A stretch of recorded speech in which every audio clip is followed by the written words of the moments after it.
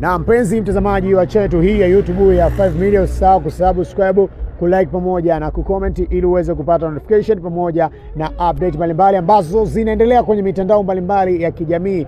Na taarifa kubwa ambazo tunazo kwenye mitandao mbalimbali ya kijamii ni kuhusiana na timu ya Taifa Stars ambayo imeweza kuondoshwa kwenye michuano ya CAF barani Afrika, ambapo inahusisha timu zile za klabu ambazo zimeweza kufuzu katika michuano ya AFCON. Timu ya Taifa Stars ambayo imeweza kuondoshwa, kumekuwa na maneno mengi ambayo yanazungumzwa kwenye mitandao mbalimbali ya kijamii, lakini siku ya jana ambapo Waziri Mkuu Mwigulu Nchemba anasema kwamba Taifa Stars wa kutolewa muondolewa, sisi ni people Morocco tutakutana. Waziri Mkuu wa Tanzania Dr. Mwigulu Nchemba ametoa agizo kwa Wizara ya Michezo na mashirikisho ya soka nchini TFF pamoja na ZFA kuangalia upya kanuni za mashindano ili kuwapa nafasi zaidi wachezaji wazawa badala ya wachezaji wa kigeni, ikiwa ni mkakati wa kuandaa kikosi imara kuelekea mashindano ya AFCON mwaka 2027 ambapo Tanzania itakuwa mwenyeji wa michuano hiyo.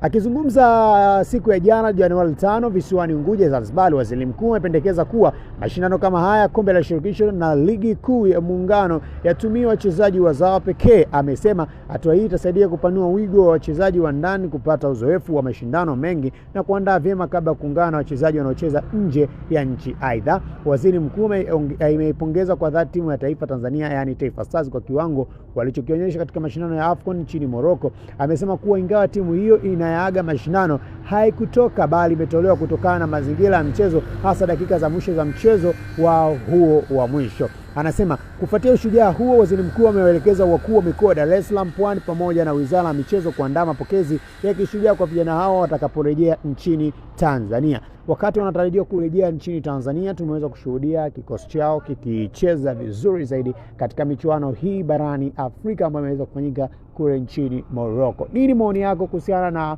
kikosi cha timu ya Taifa Stars, namna ambavyo wachezaji walikuwa wamejituma kwa dhati na kucheza kwa kiwango cha hali ya juu, jambo ambalo limepelekea Taifa Stars kuzungumzwa midomoni mwa watu mbalimbali ambao walikuwa wakifuatilia mchezo huo kati ya Morocco pamoja na Taifa Stars, huku referee wa mchezo huo akiwa katika mashaka huenda akakatiwa rufaa. Hii ni kutokana na namna ambavyo ameweza kuongea na baadhi ya viongozi wa soka pale Morocco katika video ambayo imekuwa ikitembea kwenye mitandao mbalimbali ya kijamii. Pressure zaidi inazidi kupanda kwa waandaaji wa michuano hiyo.